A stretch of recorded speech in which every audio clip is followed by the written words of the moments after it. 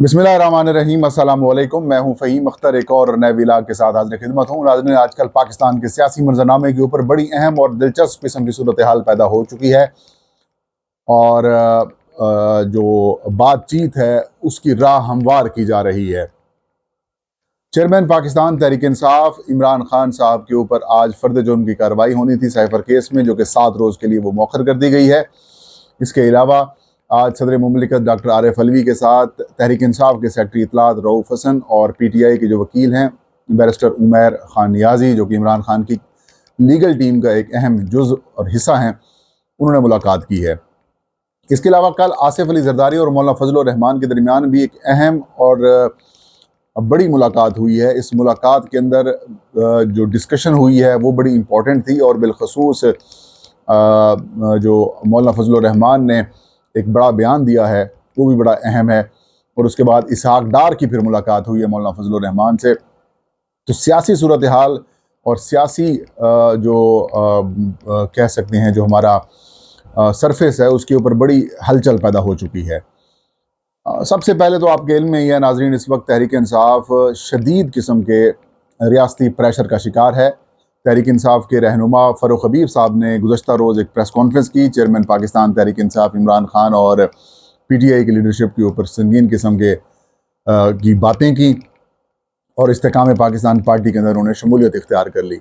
ये दिलचस्प और अहम मामला इस तरह से भी है कि पहले जो 9 मई के वाक़यात हैं उनकी मज़म्मत की जाती थी और तहरीक इंसाफ से लाताल्की की जाती थी और उसके बाद फिर इस्तेकाम पाकिस्तान पार्टी या फिर आज़ाद हैसियत में इलेक्शन या फिर सियासत ही छोड़ने का तहरीक इंसाफ के रहनुमाओं की जानिब से ऐलान करवाया जाता था। फिर उसके बाद इंटरव्यू होता है, 2 इंटरव्यूज़ होते हैं सदाकत अब्बासी और उस्मान डार साहब के और उसके बाद जो फ़ारूक हबीब हैं अब उसकी बराह रास्त शमूलियत वाली प्रेस कॉन्फ्रेंस करवा दी जाती है।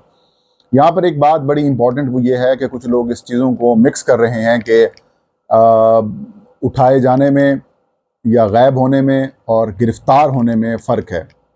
जब आप गिरफ़्तार हो जाते हैं तो फिर कानून और आइन के मुताबिक आपको वो हकूक़ दिए जाते हैं, फिर आपको अदालतों में पेश किया जाता है और अदालतें फिर हुक्म देती हैं, फिर ट्रायल होता है या रिमांड होता है, जो होता है तो वो कानून के मुताबिक होता है और वहाँ पर आपको पता है कि आपके साथ किसी किस्म का गैर इंसानी या गैर कानूनी सलूक नहीं होगा। लेकिन जब आप अगवा होते हैं या आप गायब होते हैं तो फिर आपसे कुछ भी मनवाया जा सकता है। फ़ारूक हबीब की सारी सियासत जो है वो तहरीक इंसाफ से शुरू हुई है और अब वो उन्होंने अपनी दूसरी पार्टी में शमूलियत इख्तियार की है और फ़ारूक हबीब साहब के हवाले से कुछ और भी डिस्टर्बिंग किस्म की ख़बरें हैं, लेकिन उम्मीद है कि उनकी कल वाली प्रेस कॉन्फ्रेंस के बाद वो सारे मामला जो हैं वो उनके ठीक हो गए होंगे। लेकिन उस प्रेस कॉन्फ्रेंस में शायद ये डिमांड कराई गई होगी फ़ारूक हबीब साहब से कि आपने ये लाइन्स इख्तियार करनी है और इन चीज़ों के ऊपर आपने टच करना है और इनको आपने टारगेट करना है। तो यकीनन उन्होंने वही किया। खैर, 5-6 महीने तक आप अगर फैमिली से, घर वालों से दूर रहें, अपने कारोबार से दूर रहें, मामलात ख़राब हो जाएं तो फिर कुछ भी आपसे कराया जा सकता है।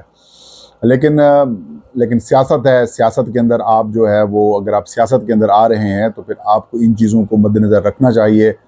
माजी के अंदर जो पीपल्स पार्टी है उसने बहुत सख्त किस्म के मार्शल लॉज़ का सामना किया है। मुस्लिम लीग नून ने भी किसी हद तक किया था परवेज़ मुशर्रफ साहब के दौर में, लेकिन जो इस दौर में हो रहा है बग़ैर मार्शल लॉ के वो सबसे बढ़कर है। एनीवेज़, ये तो एक हकीकत बन चुकी है कि तहरीक इंसाफ सियासी दबाव और सियासी इंतकाम और का शिकार है और रियासती लेवल के ऊपर उनके साथ मज़ालिम हो रहे हैं। लेकिन कुछ अच्छी ख़बरें भी इस वक्त सामने आई हैं।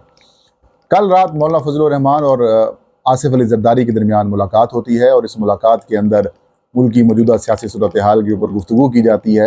ये उस वक्त मुलाकात हुई है जब साबिक़ वज़ीर आज़म नवाज शरीफ जो हैं वो खुद साख्ता जलावतनी के बाद 21 अक्टूबर को पाकिस्तान आने का ऐलान कर चुके हैं और वो पाकिस्तान आ रहे हैं। तो ऐसी सूरत हाल के अंदर अगर आप देखें जो सरफेस है निगरान हुकूमत की तरफ से जो इक़दामात हैं, तो फिर वो इस चीज़ को तक़वियत दे रहे हैं कि नवाज शरीफ को या फिर मुस्लिम लीग नून को अगली हुकूमत देने के लिए प्लान किया जा चुका है।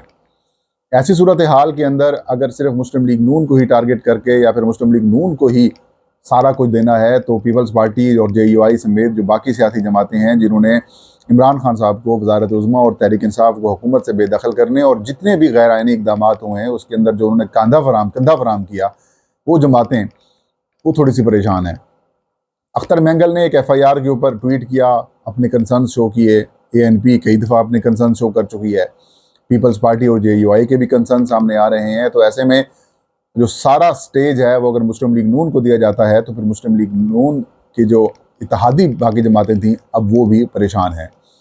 आसिफ अली जरदारी सिंध के हवाले से भी बहुत ज़्यादा कंसर्न रखते हैं, परेशान हैं, क्योंकि सिंध में MQM, JUI और जमात इस्लामी का एक इत्तेहाद या फिर GDA का एक इत्तेहाद बनाया जा रहा है और उसमें भी मतलब पीपल्स पार्टी को टारगेट किया जा रहा है। तो मुस्लिम लीग नून भी ऑब्वियसली उसके साथ होगी।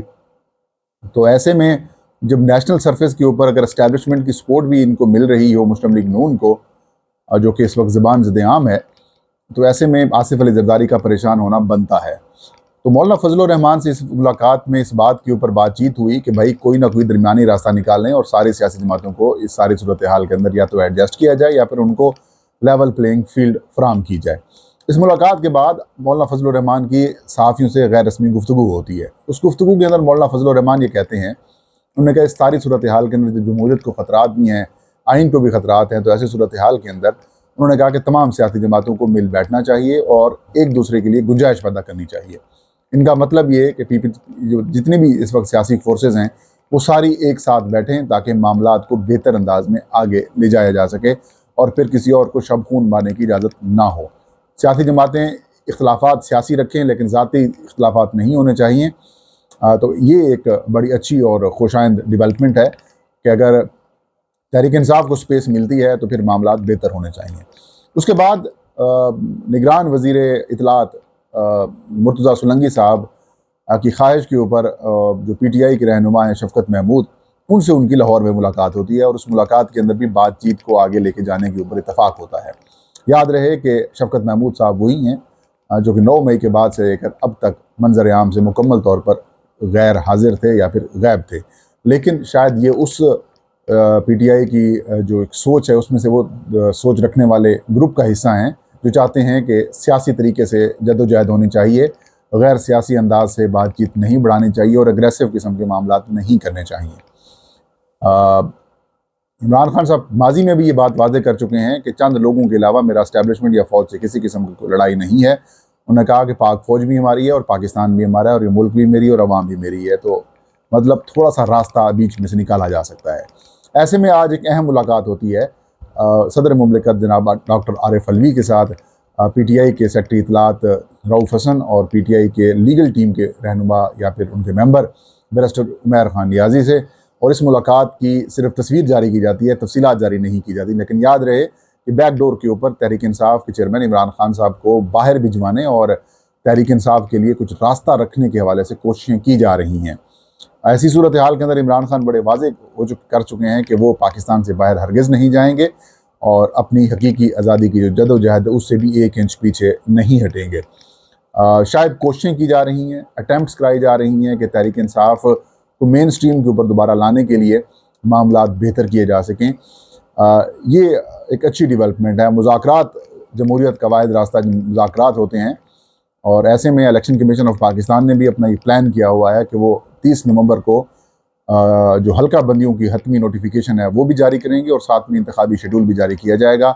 और मेरे ज़राए हैं वो ये बता रहे हैं कि 28 जनवरी 2024 जो होगा वो इंतखाबी डेट के लिए मुकर्रर किया जाएगा। हालांकि ये सारा मामला गैर आइनी है, इसके ऊपर मेरा वाज़ेह मौक़िफ़ भी है और मैं अपनी राय भी दे चुका हूँ और आइन और कानून भी यही कहता है और इलेक्शन कमीशन ऑफ पाकिस्तान का जो पुराना फ़ैसला है वो भी यही कहता था कि भाई पहले इलेक्शंस होंगे और उसके बाद बाकी मामला देखेंगे। सबसे अहम और बड़ा मामला इलेक्शन कमीशन की जो जिम्मेदारियों में से है वो इंतखाबात का इनेकाद है और बिलखसूस जब बात जनरल इलेक्शंस की हो तो बुनियादी तौर पर बेसिक जिम्मेदारी भी इलेक्शन कमीशन ऑफ पाकिस्तान की यही होती है कि वो इंतखाबात की तरफ जाए, बाकी इशूज़ बाद में।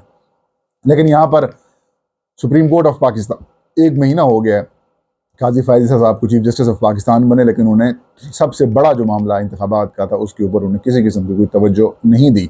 अलबत्ता जो मामला मुस्लिम लीग नून या फिर उनकी ज़ात से मुतालिक थे उनके ऊपर उन्होंने काफ़ी ज़्यादा तवज्जो दी है।